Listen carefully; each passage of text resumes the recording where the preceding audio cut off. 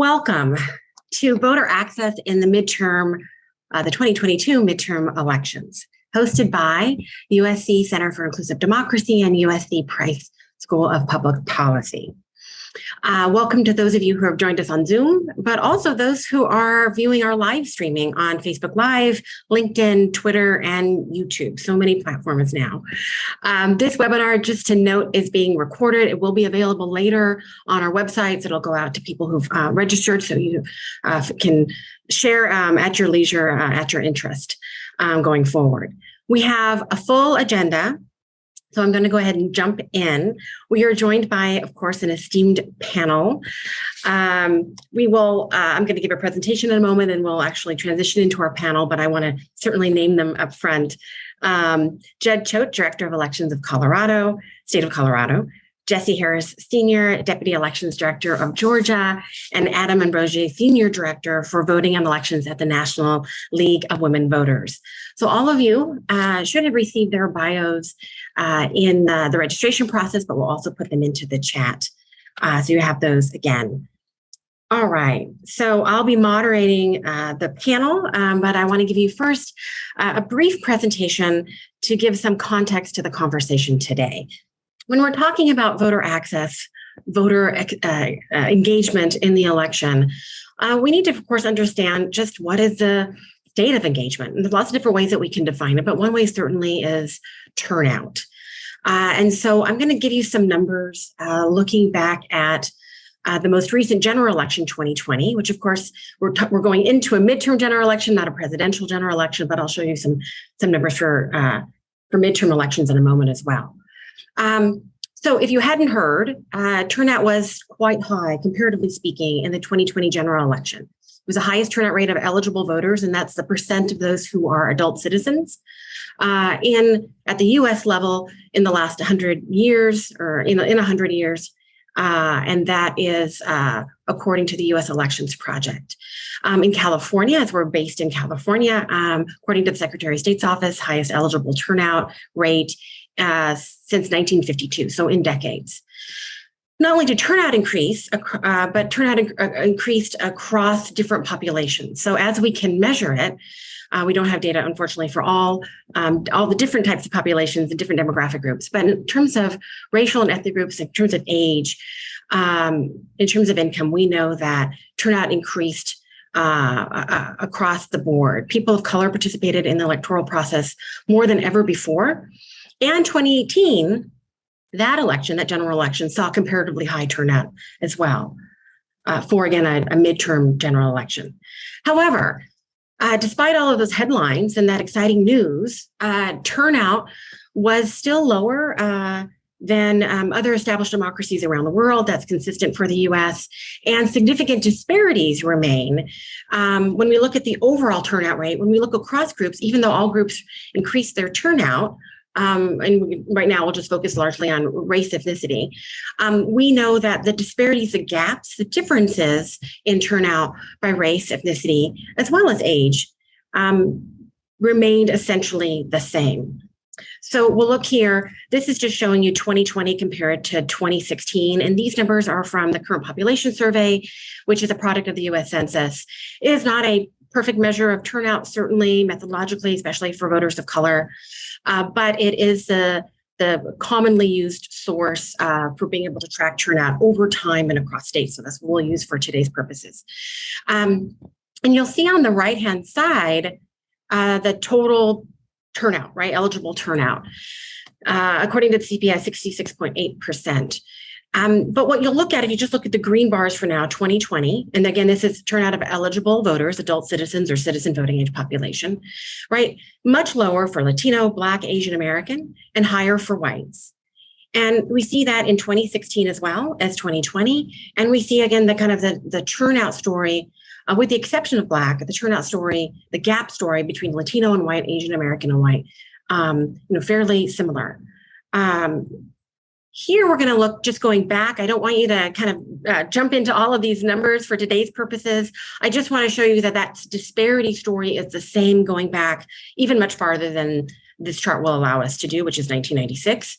So on the far right is 2016, 2020, the same numbers I just showed you in that blue and green bar chart. And where the numbers can be higher and lower, right? Higher turnout election, lower turnout election. This is, again, presidential general elections. The story of disparity is roughly the same, with the exception of Black turnout being receiving a jump there in 2012, being higher than white turnout, at least according to the CPS data. But then a large decline in 2016, a large increase or an increase in 2020, but still coming off of that very large decrease in 2016 versus 2012.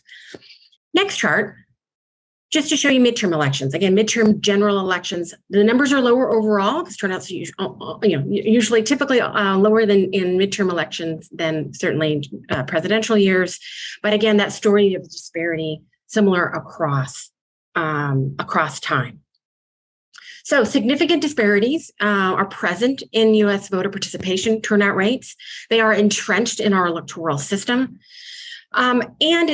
There are many factors that we have to acknowledge, of course. I mean, today's webinar is not about this specifically, but just to note, of course, there were many factors, many predictors of low turnout.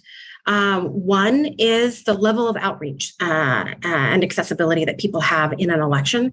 And we know that there are significant disparities. It's not an equal playing field, if you will, in terms of the level of outreach that different groups get across our political landscape and across the country, across states. So some groups are more likely to get outreach efforts, to be contacted by campaigns, to be asked to vote, to receive information, even registered voters amongst different groups, especially race, ethnicity, but also age and income, will report, right, not having heard from a campaign or candidate.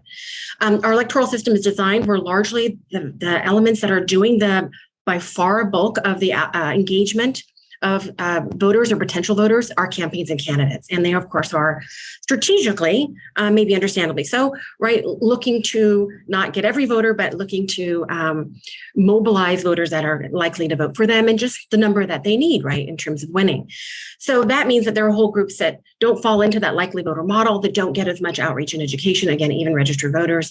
And of course, we have tremendous efforts across the country, nonpartisan, nonprofit outreach efforts, but they're fighting an uphill battle, always have been, in terms of trying to fill those gaps, the inequitable landscape in terms of outreach. And I'm largely talking here about, again, campaigns and candidates and nonprofit groups. But of course, today our panels will talk about what election officials are able to do and are doing to try to reach as many voters as possible. So turnout disparities produce a non-representative voting electorate. What do I mean by that? Because of those gaps in turnout that I just showed you in the previous charts, because not all groups vote at the same rates, it means that and that's consistent across elections, that means in any given election, whether it's high or low turnout, the actual pie of voters, those casting a ballot, their share, the makeup of that pie of voters isn't representative of the overall population. It's generally speaking, older, wealthier, whiter than the overall population. And that varies across states, certainly in terms of what that makeup is, but that's a general consistent story. And of course, that has real outcomes, real consequences or implications for decisions around who gets elected, right? Policy outcomes in communities, not having as much of a say in terms of the system, and the system not reflecting fully, right, the needs of everyone in their needs, desires, preferences, and so forth. So what does the congressional map look like? Because I'm just going to touch here a little bit on the battle for control of Congress, because of course that's on the minds of many people. Just a quick note, if you didn't know, midterm elections are historically bad for the president's party. Since the Second World War, the president's party has lost an average of 26 seats in the House, average of 4 seats in the Senate, but fewer swing districts than we had decades ago, fewer crossover districts, right, where a member was from a different party than the presidential candidate who carried the seat. I'm not going to talk about some of the analysis or predictions about who's going to win. That's not our goal today. But I do want to just emphasize how many seats are actually competitive, as has been determined. So one source, there's lots of different sources, but one key trusted source is the Cook Political Report. And they do an analysis, as many of you may know, ranking or rating House seats and Senate races in terms of competitiveness. So for the House, out of 435 seats, in this election, as of their most recent analysis, 84 are considered to be competitive as they define that. So it's likely Democrat, lean Democrat, or toss-up Democrat, and then the same for Republican, toss-up, lean, or likely. Of the kind of four middle ones, the lean Democrat and toss-up, and lean Republican and Republican toss-up, there's just 58 that fall into those categories. But you can see they're from districts across the country, states such as Arizona, California, Colorado, Illinois, Michigan, North Carolina, Arizona, Florida, New York, and so forth. And here's a map just to emphasize that. So again, here what we're looking at is the competitive districts. So the kind of grayed out or those toss-up, the light red or the light blue are those lean Democrat or lean Republican, member totaling 58 there. And you can see those whole swaths of the country, right, that don't have a competitive district, right, as has been determined through analysis. And what that means is, of course, that competitive districts get a lot of attention, a lot of resources, often very much so from other places around the country that pour into those competitive districts. Again, part of that battle of control of Congress. And that money, even though it may be frustrating for many people locally, that money, that attention, that time, that media coverage, right? People are fighting, not for every vote again, but they're fighting for more votes. And that can impact turnout.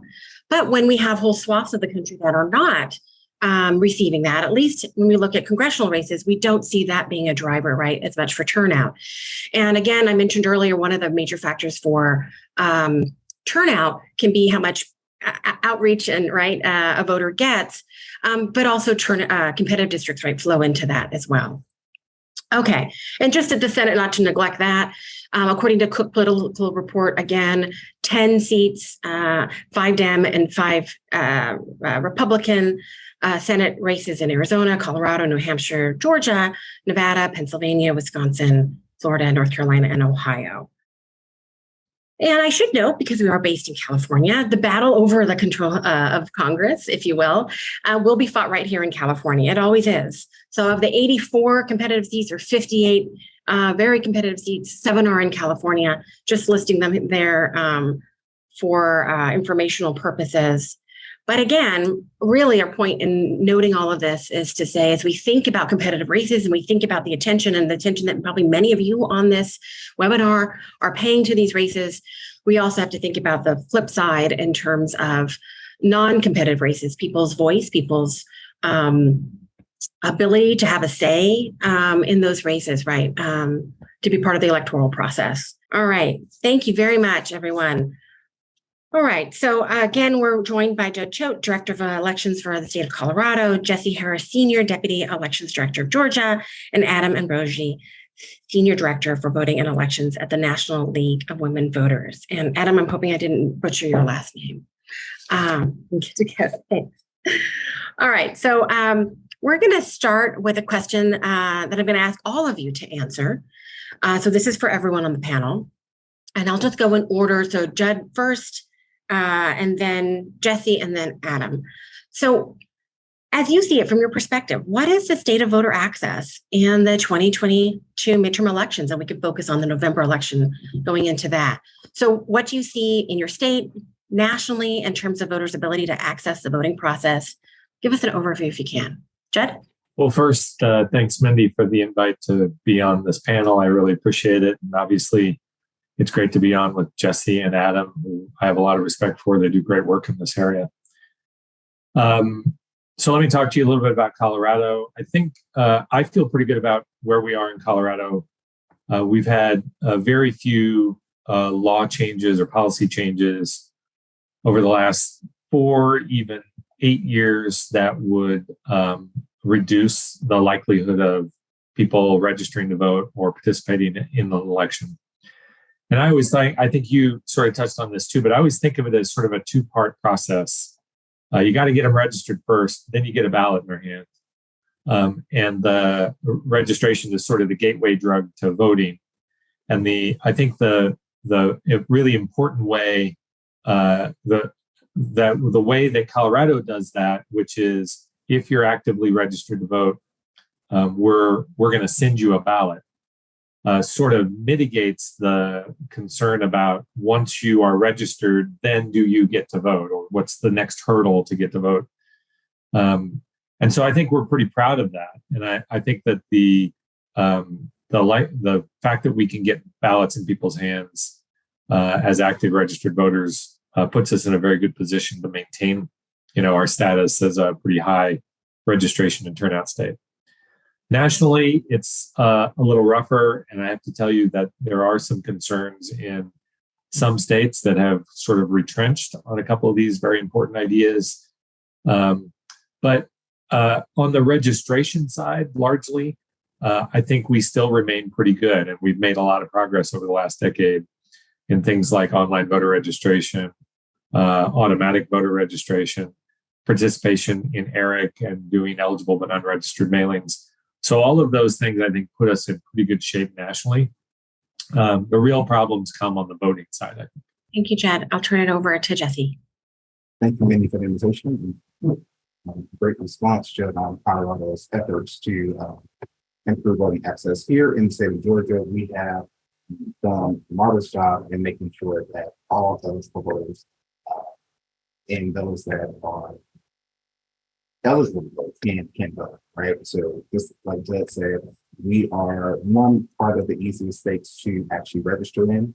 We have a lot of different avenues to register. So automatic registration, you go to driver services and do a transaction there. You can definitely register. We have 159 counties with 159 election offices in which you can log in to do voter registration, or you can go on the website at the state level to actually conduct our actual county. We've rebranded our website to be a little bit more friendly, so we have a lot of graphical instructional videos that talk about registration, absentee voting. We have a My Voter page, which is your one-stop shop to register and to check their status, to see your elected representatives, and also find their early voting applications. We also have a ballot, so voters are informed and aware of who's on the ballot and what constitutional amendments and proposed amendments are on the ballot, so that they can be informed when they go to the polls. We've also done a great job here at the state in partnership with Ballot Tracks, which is a texting and email service that actually builds confidence in mail voting. It actually tracks the ballot from outbound to inbound touch points until it gets back to the elections office. So that's what we here are doing in the great state of Georgia. Thank you, Jesse, very much. Adam? I'd echo my colleagues' statements. It's great. Thanks for the invite, Mindy, and the Center for Inclusive Democracy at USC. You all are doing great work, and glad to be here, part of the conversation. I think Judd's exactly right. Right now, there is still a window for the vast majority, and I think all of the states, that folks that are not registered to vote or have not updated their registration to where their current domicile, meaning where you live, there is still a chance. And everyone should be checking, if there's a state portal that it allows you to check to make sure your registration is updated or that you're registered, you should do it. You can also find it, how to find that information at vote.gov, as well as the league's vote411.org that gives you both, information about election information as well as nonpartisan candidate information. But there is still a window, and over the next several weeks, that window, state by state, will be closing. There are some states that do allow you to register up to and during election day. But that's not currently the majority right now. So that's my plug to say, if you're talking to people, find out when the registration deadline is. Make sure that you, your family, your friends, your coworkers, and people you talk to are following that registration deadline. As far as the question of voter access goes, across the country, it's been a mixed bag, right? I think that we have seen overall in registration policy, the trend towards automatic voter registration, the fact that The vast majority of states, overwhelming majority, have online voter registration. The move towards the ERIC system, that is a balance of both access as well as integrity, to make sure that, a lot of folks are added to the roles that should be there, and people that are not there should be taken off.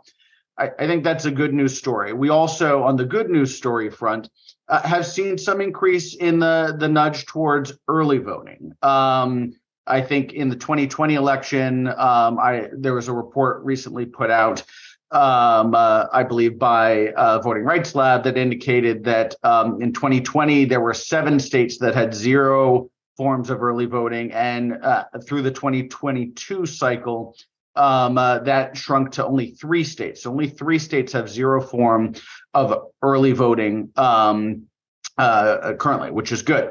The challenging news is that there has been a framework around this big lie conversation that the last election was not correctly determined. And a variety of efforts, a huge number of bills introduced, and a decent number of bills passed that would attempt to deal with problems that are connected to this big lie framework. I think around 20 states have passed around 26 new laws that would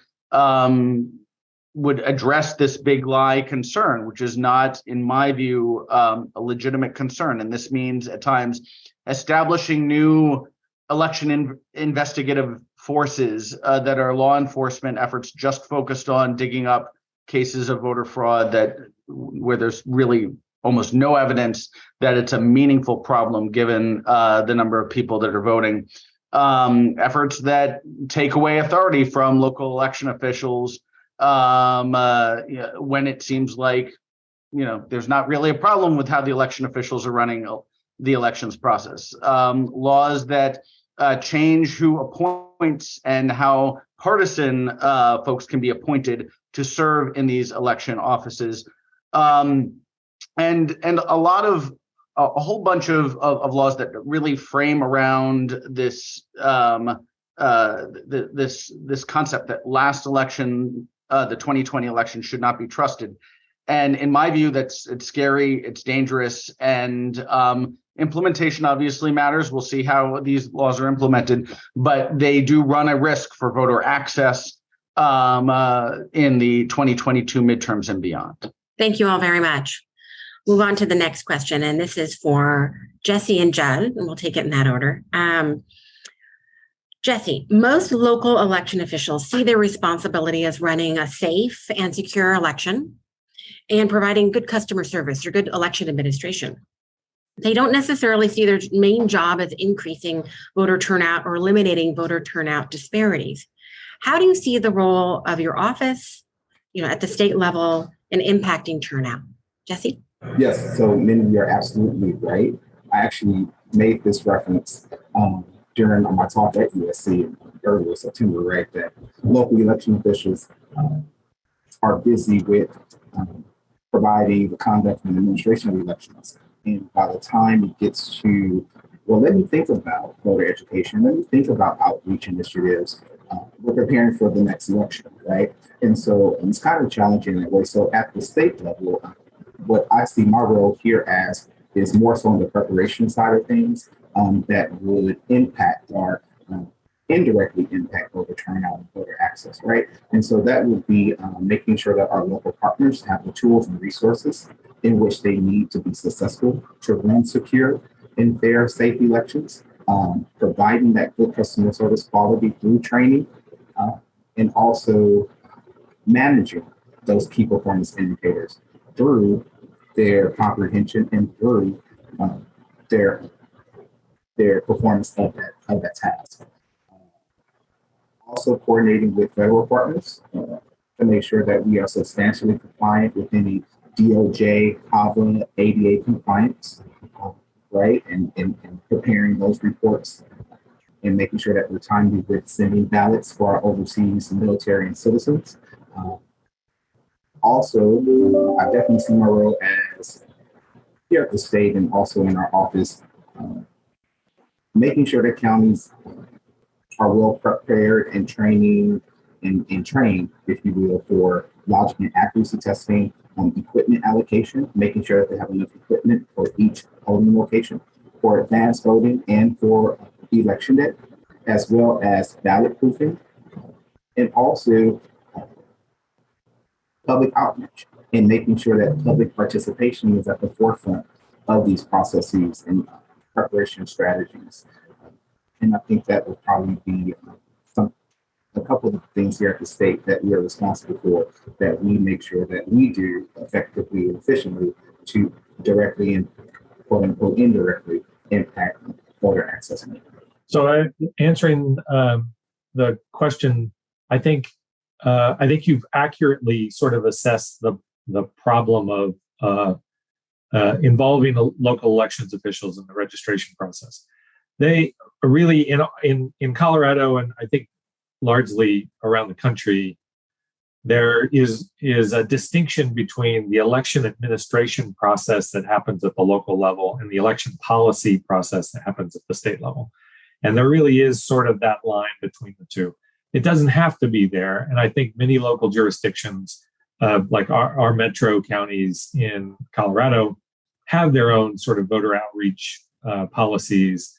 They do some mailings to voters to get them to update their voter registration, maybe even reach out in various ways to potential new voters. But for the most part, they're sort of on the elections administration side. They're trying to make the ballots run, ballots get produced, the polling places open, get people through the registration process who have sort of volunteered their way into that system. Really, the policy side, the part that is more active in the encouragement of voter registration, is more at the state level. So Colorado does a number of things along those lines.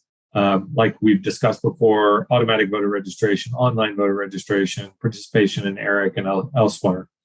I would encourage your attendees to look at a couple of different sources that have very good information on these kinds of topics. And the first one is electproject.org. This is the longstanding source that all of us go to for the universe of people who could vote in a given election. So the eligible class of turnout. So the eligible way of thinking of turnout. That's a great source for that. You can sort of see historically where your state falls in the process of getting eligible people registered and turned out. The other one is MIT hosts the Election Performance Index. And the Election Performance Index takes some of that electproject.org data and plugs it into a turnout evaluator where you can sort of see turnout across elections and then evaluate how jurisdictions at the state level are doing comparatively in elections administration on turnout, on registration, and on some of these other categories. So those are really interesting tools to try to understand the landscape. And just to jump to the punchline, I think what you'll see is the states that have more progressive, forward-thinking kinds of ways to register voters or get ballots in people's hands are the states that usually perform well in those kinds of evaluative tools, because they are the ones that say, you're not just a constituent, you're a customer. So how can I be customer-oriented in my relationship to you? And so I see every possible voter in Colorado as a potential customer of mine.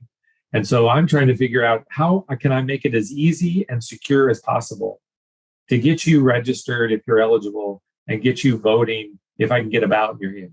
So that's the sort of design of our relationship to our customers. And the people and those states that are lower on the list in those categories under the index and then historically in turnout are typically states that don't really see potential voters as customers. They see them as constituents. They see them as people who could, if they want, come to our offices, come to our websites and do things which might get them registered. And I think that difference is the essential difference between the sort of have and have-nots of election turnout and voter registration. Thank you both very much. And just to list those two sources again, electproject.org and MIT, the university, Election Protection Index, which you can Google and find. Thanks very much for noting both of those. We're going to say something else, Judd? I was just going to say it's the Election Performance Index. Oh, I'm sorry. They'll find it. They'll find Yes. it. Election performance, and I know that. That was just a slip of the tongue. Election Performance Index. Thanks you so much. EPI. And for time, I'll move on to the next question, but I assume both of you, at least to some degree, would maybe also note, if you had more time, funding challenges around doing some of the outreach, right, at the election official level, state and local, in being able to do the work and that's necessary, right? Yeah. All right, next question. And this is for Adam. There was, as I already noted, historically high turnout in the 2020 general election. Please give us an overview of nonpartisan voter outreach efforts, as you know them, around the country this election cycle. And of course, there's so much going on.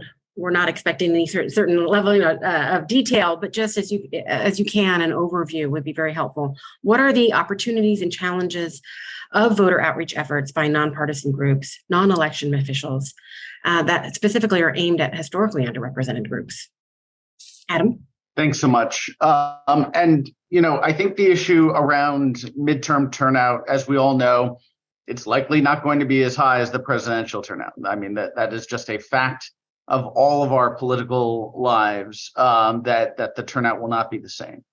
The hope is always that we make that midterm more representative than it has been in the past. And that it includes increasing folks that generally don't show up, communities of color, folks on different income ranges, voters with disabilities, military and overseas voters, trying to figure out ways to ensure and increase the participation. And that really is the goal of nonpartisan GOTV.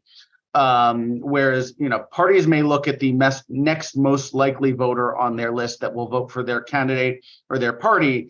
The goal of voting rights groups and groups that are doing nonpartisan GOTV will be looking to increase turnout of voters that have not voted traditionally in the past and inspire that work.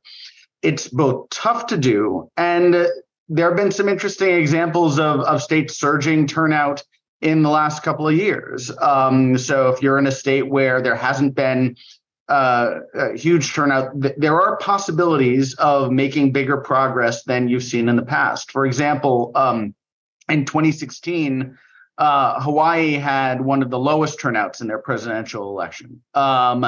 From 2016 to 2020, there have been a lot of changes across the board in the effort to engage and improve how Hawaii runs elections through its state laws, how the election administration process is run, how local civil society and voting rights groups engage with their public, and how institutions really call on the public to engage and participate in the process.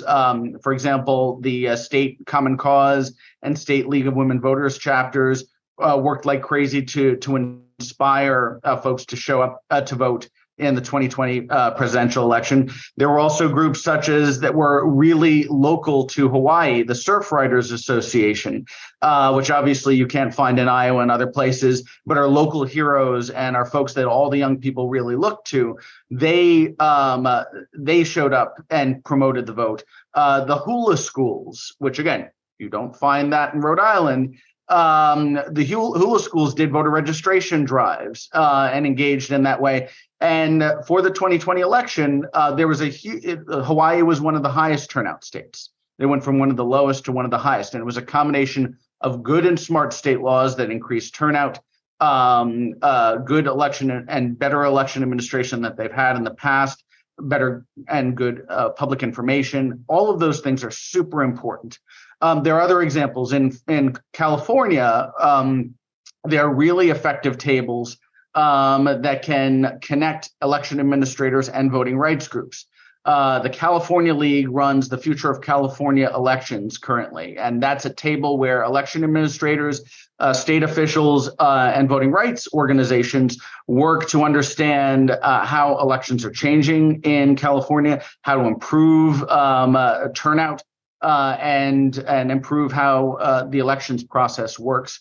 And so that example from the California League and from FOS, the Future of California Elections, is one really good example. The last piece I'll mention is on where folks need to have their eyes when there are concerns. Obviously, if there's a problem in early voting or there's a problem with your registration, the first stop should be to contact your local election administrator or the person that's running the polling place if you're at an early voting polling location. Also, at all of the polling locations during federal election, there's a voter's bill of rights that includes a call number that you can engage in and let folks know where there are problems, if there are problems around the polling place. And the last thing I will mention is that if there are concerns or you don't feel like you're being heard as far as the problems that you might be seeing around the polling place, there is an election protection hotline. That's the 1-866-R-VOTE or 1-866-VEA VOTA in Espanol, in Spanish. And those are hotlines that are run by nonpartisan election protection teams after you've certainly made sure you've tried to solve your problems with the local election administrators, which hopefully will be able to answer those questions. And so folks are working around the country. They're sending postcards and reminders. They're pushing for voters to serve as nonpartisan poll workers and help election officials. I know the league has been promoting the Power to the Polls website, as well as other websites that promote people to serve as poll workers in case there are problems or a shortage of poll workers. So there's a lot of work and a lot of excitement that's happening that will hopefully drive turnout and make it stronger and more robust, especially in voters in the communities that don't always show up for midterm elections. Thank you very much, Adam. Judd, did you want to jump in on this question? Well, there was a question in the chat that I was really interested in, and I just wanted to jump on it. So JR has asked, should we have a national day off for voting? And I'll be a contrarian and say, no, this would really hurt elections administration. And so let me describe how. If we had a national day off, that is a day then where we would likely lose available election judges, because they would have that day off and thus could use that day for their own purposes, whereas we pay them as local election judges. They might even make the whole series of days into a 4-day weekend. Take Monday off, they get Tuesday off as a day off. And so then we lose them as potential judges over that entire period for early voting. So while I do think it potentially might help some voters on election day, I think it would hurt elections administration overall, because it would make the task of finding appropriate election workers more difficult. Thank you very much. Okay, next question. And just for time, I'll ask you all to give just your brief thoughts on this one, but I think it's still important to touch on. So give us your thoughts on the changes seen in voting behavior in 2020, including, of course, increase in vote by mail, voting, drop box use, reduction of in-person, in some cases, expansion of in-person. Do you think the changes in voting behavior will continue into the November general election and beyond? And we'll take Jesse first on this one. In 2020, right, we saw an increase in mail ballot voting, drop box use, and a reduction in in-person voting. But that was all due to the pandemic, right? Drop boxes were used as an emergency response to the pandemic to get mail ballots back to the locals in a good enough time. So, but now we have codified that into law through our SB 202, and it is now required that every county has at least one drop box and additional drop boxes for every 100,000 registered voters. So prior to 2020, drop boxes were not used in Georgia, so that was definitely something new and now being reconciled and available in law. So in May 2022, our recent primary that we just had, we saw record-breaking number in turnout. So that definitely shows that we are past or beyond the fright or the scare of the global pandemic, and COVID is somewhat behind us, right? And so we do see Georgia returning back to its roots, or returning back to how it prefers to vote, and that would be our 19 days of early voting, give or take, if counties allow for Sunday voting. But we have required mandated early voting hours in days that actually starts October 17th and run to November 4th. And it has to be at minimum 9 to 5, Monday through Friday, and then the first and second Saturday of that, and then Sundays are optional. So we definitely see the behavior changed once we were federally allowed to take off our masks or unmask, right, and get back outside. Voters are choosing, Georgia voters that is, are choosing to come back and participate in early voting. Thanks very much, Jesse. Adam? I'm thinking of Judd's comment about the customer service approach that I think more and more election administrators are trying, if they have time, if they have staff, if they have resources, are interested in doing. You know, I mean, when we're thinking about running government in ways, whether it's like a business or like essential services, you want to try to find ways to make sure that whatever you're doing in government, it's as easy as possible for the public that's receiving it, that involved with taxes, with paying bills.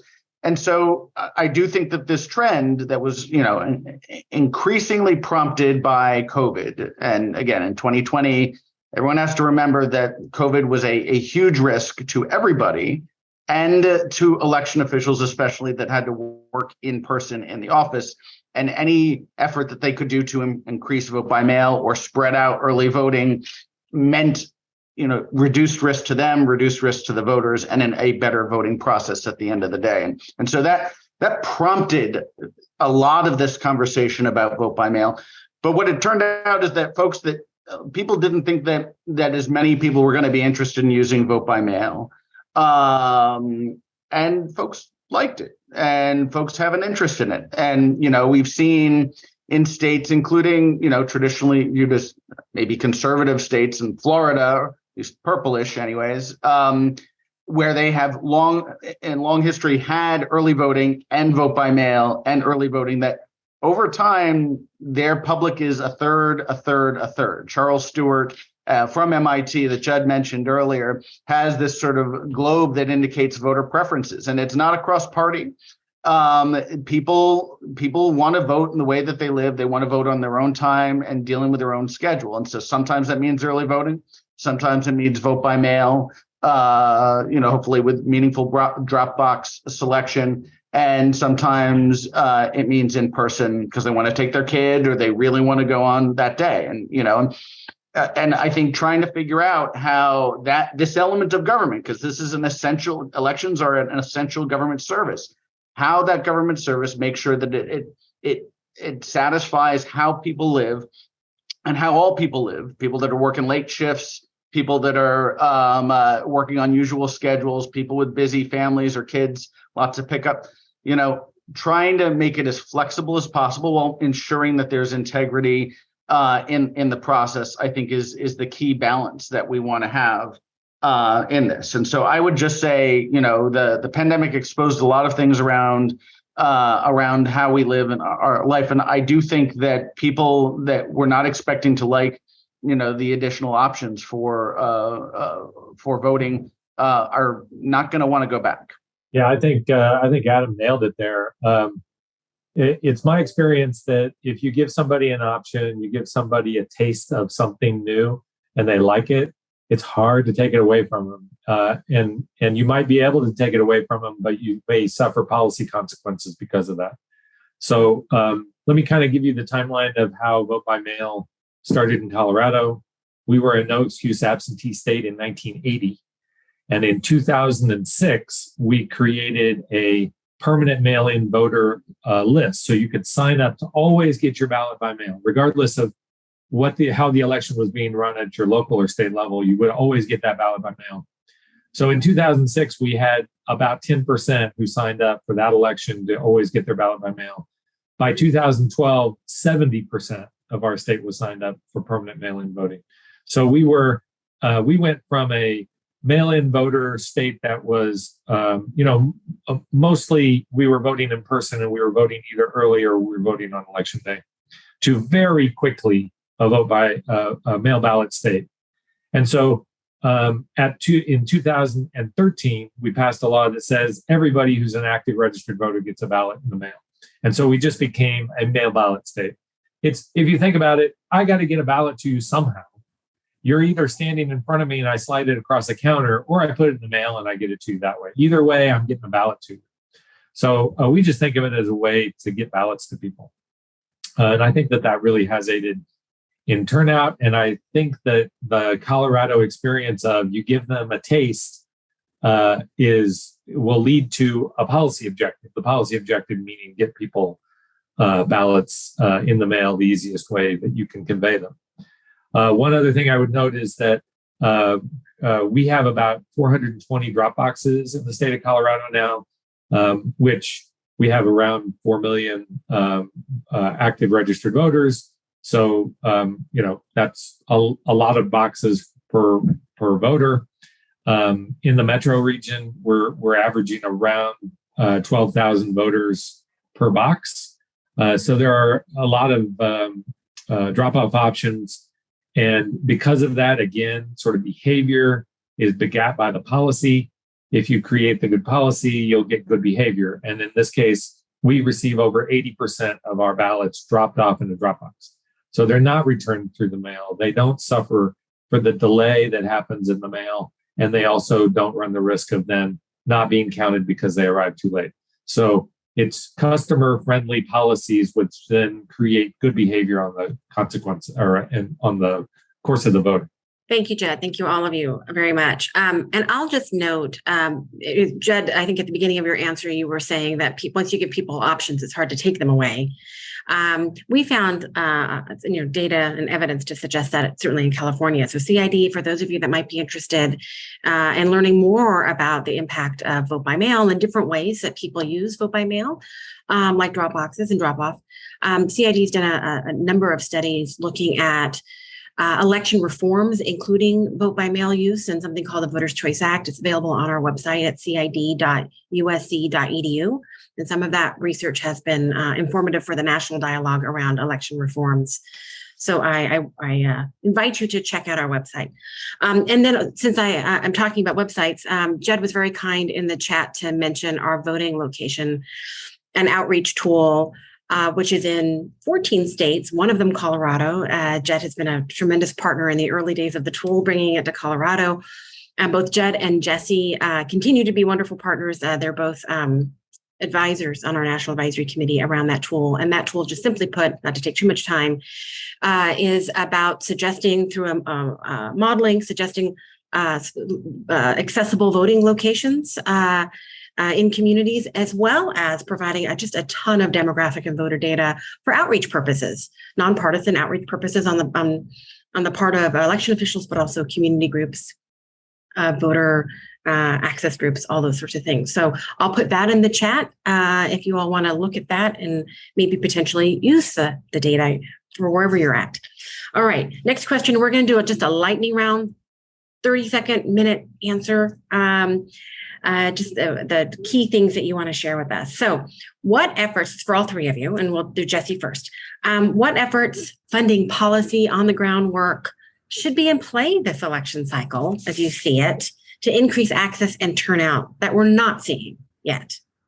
What are the needed steps to go forward? Jesse? What we are doing as a state is that we are using this time to look through those lenses for future development programs and recommendations to legislation, any funding or policy changes. So right now we are just looking at our next election cycle. I do want to highlight before we is that 95% of Georgians, all eligible Georgians, are registered. That is a high number of anyone that is eligible or ineligible to vote. We have done a lot to increase voter access and outreach. We have more days for voting, including weekends. We have, of course, election day. We have growing voter hours, so that's something that Georgia is planning to do for future election cycles. First, if states employed true back-end AVR, they would have a much higher percentage registered to vote. That's what we started in 2020. We feel like it's really grabbing those extra folks that are the struggle to get registered to vote. So I would really encourage states to adopt full back-end AVR.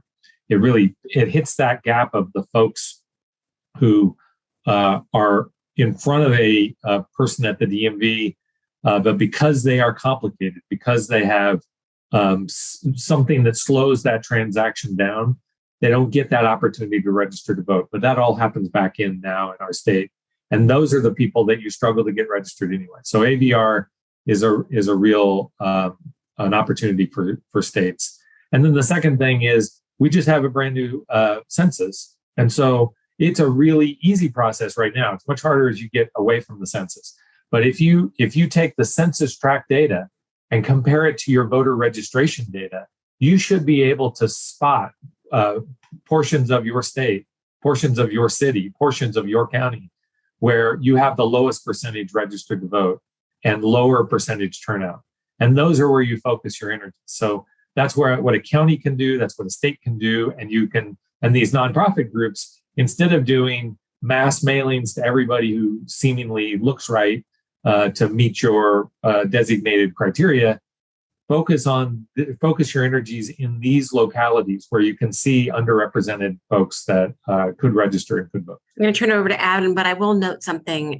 If you do check out our voting location and outreach tool, one of the data layers available is, so we've already done the work for you, the eligible population that is not registered, and that is mapped down to the neighborhood level in 14 states. Adam. We need to figure out how to protect election officials.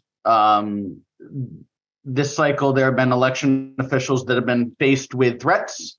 They are being faced with abusive and duplicative state open government and open records requests, asking in many cases for information that is not there, that they're required by state law to reply to. And all of those things, all of those abusive, duplicative, harassing requests, as well as the threats, cause problems. It causes election officials to take their time away from any sort of potential poll worker training, outreach to the community. It distracts them for something that is not worthwhile to something and forces them to and takes them away from where they could be productive. We need to figure out the right way that law enforcement steps up to protect election officials against threats of harassment. I will make a plug of a documentary film that will be available called No Time to Fail. It follows election officials in a local and statewide level in Rhode Island in 2020 as they faced COVID and misinformation.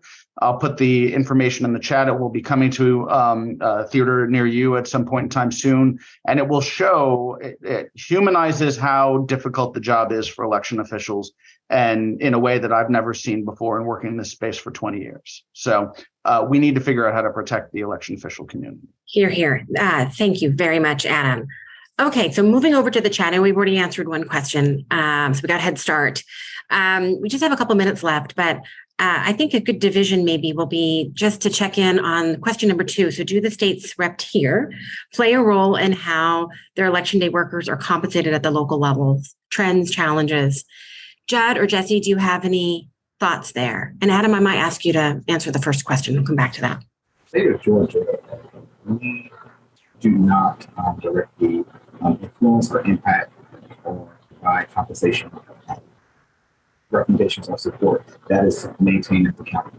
Thanks, Judd. Colorado has a law that says that every person employed as an election judge is paid a minimum of $15 an hour. And many counties pay those people more than that. So we value our judges to the point of requiring that the counties compensate them and sort of treat them like employees.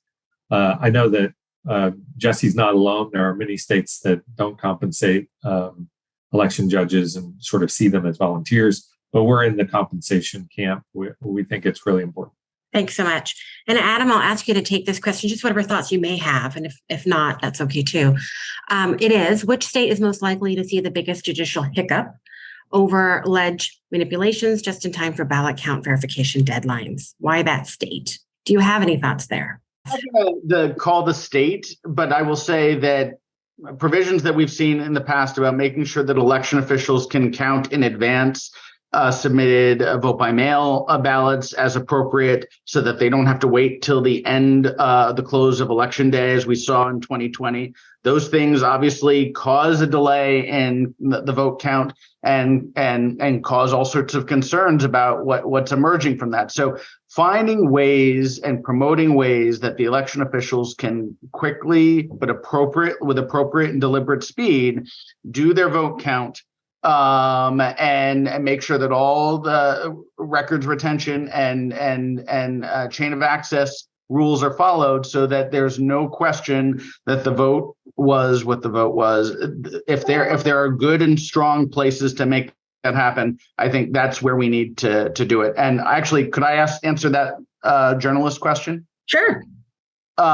Journalists need to figure out how to talk about the election process. They should be talking to election officials in any article where it's deep around election procedures. Even on background, election officials would be happy to explain the process to them so they don't listen to the horse race as to what folks think that the process is. There have also been local papers that have printed state voter registration forms or given links online to the state voter registration forms as part of their journalistic practices as far as promoting nonpartisan engagement around the voting process. And I know the league works with a variety of different organizations to push back against mis and disinformation related to election information on a regular basis. And we have YouTube videos identifying how people and how journalists and the public can identify and understand and rebut misinformation related to the election practices. Thank you very much. I was going to try to tackle it, but you did a better job than I would have done. So critical on everything that you just mentioned, but of course, just also voter awareness, part of that overall reach, right? And that's incredibly important for especially groups that don't often, where there are information gaps. Thank you all very much. We went a couple minutes over, but I think this has been a really great conversation. I thank you all so much for your insights, for your bringing your experiences to our attendees. I just want to note again, esteemed panel, both Judd and Jesse are nationally recognized as leaders in their field of election administration. And of course, Adam has been long known to be a leader in the nonprofit world, working with Democracy Fund and, of course, League of Women Voters and many other projects beyond that. So we are fortunate to have all of your insights. Thanks so much, everyone, for joining us. Again, you'll be getting a link if you registered through the normal registration process. And we invite you, when you get that, to please share the video as widely as possible. And I will also, last but not least, thank my team at Price, Katie and Corey and Giovanna and others for running the show and making this possible. Thanks so much. Have a great rest of the day, everyone.